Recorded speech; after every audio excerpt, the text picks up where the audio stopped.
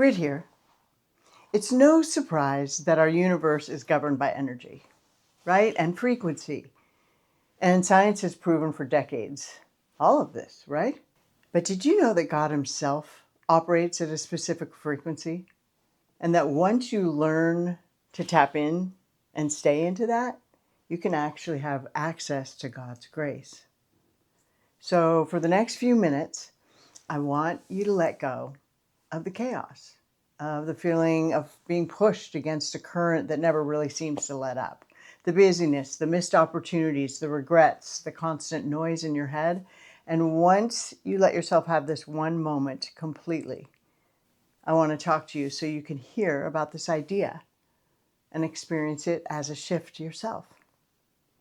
So for centuries, mystics spoke of this hidden harmony that can bring order to it all, right? Order to chaos, a vibration that can really realign the entire world. And some call it the God frequency for a reason.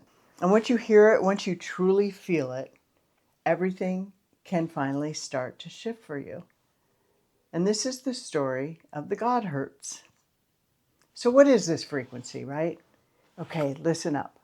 963 hertz is considered the highest and final tone in the ancient solfeggio scale. Think of your spirit as an instrument.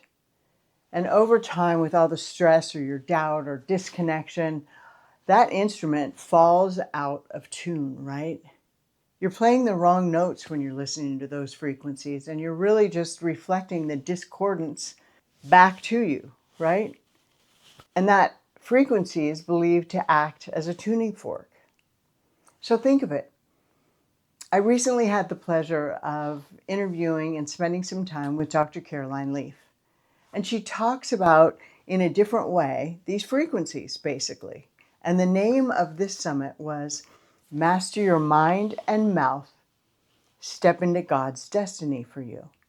So instead of listening to the chaotic thoughts, the regrets, the past, the things on the lower scale of frequency, for example, gratitude, which is a superpower, is on a high frequency. It's actually on the same frequency as abundance. So when we can retrain ourselves to get into God's thoughts, reading God's word, looking up what He wants for us, like Philippians 4:8, which says, "Beloved, I wish above all things that thou," that's you, "mayest prosper and be in good health, just as thy soul prospers." So that's what God wants for you. And why does He tell us to go to those adjectives? He says, whatever is pure, praiseworthy, excellent, right, lovely, noble, and true. He tells us to think about those adjectives because He loves us. And if we think on those adjectives, we train our mind to dwell in those harmonious places. He doesn't want us dwelling on the garbage, the past, all of the stuff that the world throws us, the doom scrolling, the what ifs, the keeping up with the Joneses, all that stuff, that is not on the God frequency, right? If we can name it that. Why? Because it makes you focus on junk. And as so many have taught us, what you focus on grows, right? So He asks us to keep our minds on things above. And that's what I hope for you too. And if you get nothing out of this video today, just know that by focusing on where you want to go, on the good, on the great things that happen to you today, it's not denial. It's not fake it till you make it, which, I've heard arguments on both sides. All that's doing is stepping into the best of what you can see for yourself in your current vision, while your identity can catch up and lead that way. For example, if you want a job as a public figure, you're best to dress up. You might have to put on a suit. You might have to put on a dress. Is that bad, faking it till you make it, some sort of lie? No, that means if you prefer sweats or if you prefer to live in blue jeans like I do, Sometimes you got to fake it till you make it and get comfortable in those clothes. It's just a costume to different avenues of revenue, right? It's a costume we wear as a dentist or a doctor. You wear scrubs. Doesn't mean you're faking it. It's just an identity that you can step into until you're comfortable in it. Now, there's the other end of that, where people actually do fake who they are.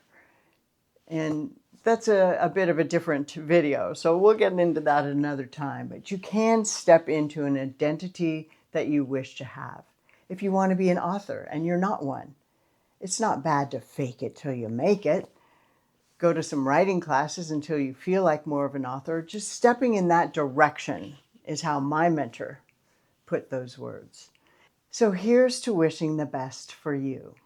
And here's wishing that you'll choose. It's a choice. Make the decision to focus on God's word, God's frequency, the hurts that bring you to a higher plane of being, where success becomes more normal. And the word success means so much to different people, right? Let's put health at the top of the list. A successful life includes, for the most part, good health. That's a whole nother video. So as you probably realized, I'm going off script, doing videos now, my own self, just to meet you where you're at and to show you who I am, right? So not so much the reading of data and material. However, I will put some things on the chart and share with you because I love geeking out on information. Yet for today, just remember, focus on the frequency that you want more of. And if you want more God in your life, focus more on God, because we become what we adore. So the more I adore Jesus, the more I can become like him. And you can make the same decision. Wanting the best for you. Thank you so much for joining me today. I hope that you will click and subscribe and join us for future videos. And if no one told you today, just remember, you are beloved.